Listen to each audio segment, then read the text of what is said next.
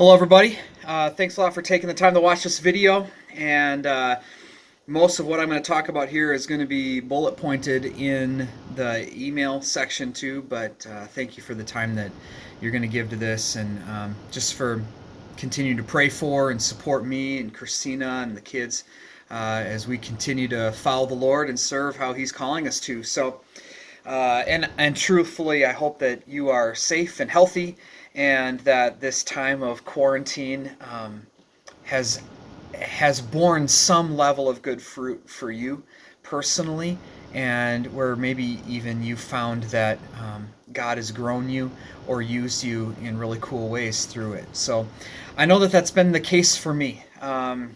It was tough to have tennis season canceled. It was tough to have our Lead 222 marriage conference have to be canceled. We've unfortunately had to cancel all of our mission trips and camps this summer, and that's tough. Um, Obviously looking forward to all of those things, but at the same time, I was actually just on a phone call meeting with some youth pastors and leaders from the Virginia, North Carolina area there, and the theme of our conversation was celebration and just getting to celebrate the things that God has still done in this time, and thinking about, I've not been home every evening for 11 weeks straight, probably ever, and just the time to be with my kids and Christina and I, to have that time together, it's just been really good, and very grateful for that. There are times where I wonder, have I been intentional enough with that, and have I leveraged that time well enough? But at the very least, I think this is going to be a good time, and something that we look back on and are grateful for. So I hope that it's been the same for you. So from an update standpoint, just ministry with Lead 222 is looked a lot different than I thought it would during this time, but it has been good. It's so cool, the relationships that we have and the influence, and the position that we have to be able to support and speak into the lives and ministries of so many different youth pastors around the country. I've had the blessing of being able to lead a number of, we've called them different things, check-in calls. Our gatherings have all been on Zoom, and just in the last week I've led a couple what we've called forums that are kind of like a think tank round table thing, and bringing in these leaders from different places all over the country. And it's interesting hearing how, in different places the even like the political climate is different, but how they're able to do church and what they're looking to do is very different. And just being able to bring all these ideas together, bring people to the table, and be able to help them process together how to be effective in ministry and what moving forward is going to look like. And I think the coolest thing that's come out of this for me is just watching the realization or the revelation for so many leaders that like the theme that I've been sharing is contact over content. And I think at the beginning of the pandemic, many youth pastors felt like, well, I want to show that I'm doing a good job, so I need to be putting out all this content. And it was exhausting for them. And most have gotten back to ministry at its simplest form.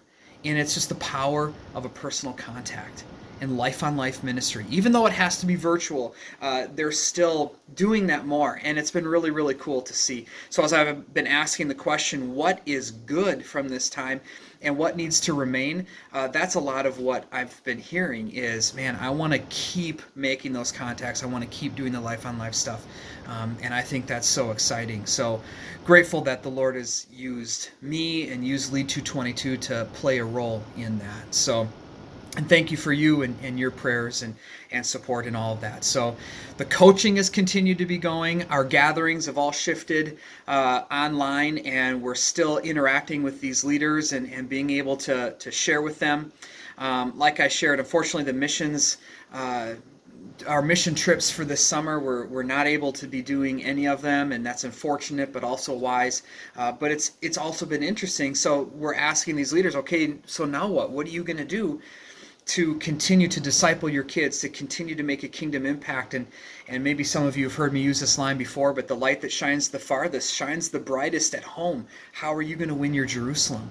And maybe God is calling you to that this summer. And so it's very cool, but at the same time, we're excited to look ahead, and most of the groups that we're planning to come with us this summer have asked us to move their payments and their deposits to next summer. So we're excited for 2021 to keep things rolling. What else here? So on some personal sides, so ministry with Lead 222 has been just actually really good. I've also been working with Bo, our president, to rework and just continue to strengthen the playbook that all of our new youth pastors are coached through. So that's been really exciting, and just getting the chance to serve any way that I can and have influence any way that I can has been great. So personally, it's been cool. I've been able to, there were a couple boxes that needed to be checked for the master's degree that I started back in 2007. So a little bit, I don't know, that sounds weird to say because that was a long time ago, but just life, it had to be paused for a time. And so the last couple boxes I needed to check, I actually have been working with the school and they've allowed me to teach these 2 courses through leading a discussion series. And so weekly I've been meeting with a group of youth pastors, just talking through some scripture and talking about essentials of sound doctrine and how do we pass on the deposit, and then leadership in the church and how do we set up people according to their gifts, but also really put our leadership structure in such a way that helps us move towards accomplishing our goal. So that's been really cool. So I actually should be wrapping up my master's degree here pretty soon. It's been really cool. Some conversations with my local church here, New Life Church, and just talking about how I can play my role in the church and do a good job being a part of this body, but actually also building a little bit of a partnership, and how can the church, especially with some of the things that I've done with the mission trip here locally, how can we work together to maybe connect some of our small groups and families and whatever with the churches or the ministries that we work with on the mission trip. So that's also been really, really exciting. And the last cool thing is the opportunity. Maybe you've seen on Facebook what I've been sharing about the SOAR Tennis Academy. Kind of a cool thing. I never aspired to be a tennis coach, but the Lord gave me that opportunity, and it's been going incredibly well. But lots of people have been asking me to start giving their kids lessons and do drills, so it's actually enough to create a small business out of it. And we'll see what God does with it. But for right now, we're actually going to be launching June 8th, and probably have, probably 20 to 25 kids right away that are going to start getting involved in the drills that we're doing. So it'll be a couple mornings a week, couple hours each morning, but it could be pretty cool. So just following the Lord on that.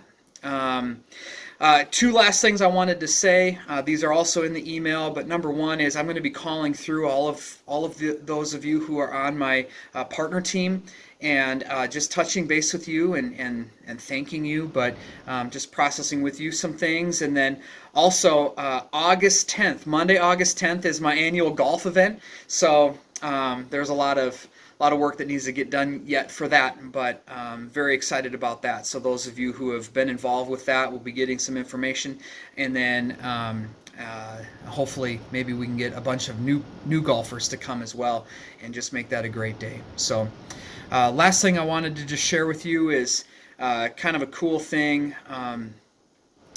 Getting a chance to get away with my family next week and get some rest, and just that'll be a really good time. But my mom reminded me, because where we're going is my hometown of Sparta is on the way, and going to be going and spreading some of my dad's ashes at 2 different spots there, in our old backyard and at the park where we were basically every night either playing or watching baseball.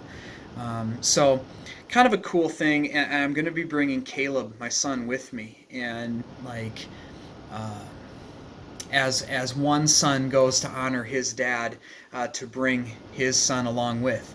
And I've been doing this rites of passage stuff with Caleb this year, and it'll be really a cool thing. But I do ask that you pray for that. And it's been a while since I've cried about my dad, and then all of a sudden mom reminded me that, hey, and asking if I would do it on this trip. It's like, oh man, it just still feels so fresh, but excited to be able to do it, to honor my dad, and but also do it with my son. So again, thank you so much for everything and the role that you play in my life and my family's life, the role that you play in kingdom work that God is doing through me, through Lead 222, through the different relationships and friendships that I've got that He's blessed with. I thank you for that.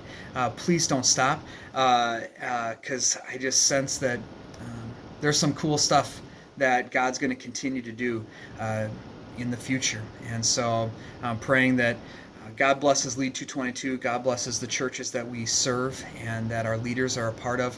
And God blesses all the kind of the other things that I do with Northwestern and with SOAR and all of that. So thank you very much. If there's anything that I can do to pray for you about, that I can serve you or support you in any way, please let me know.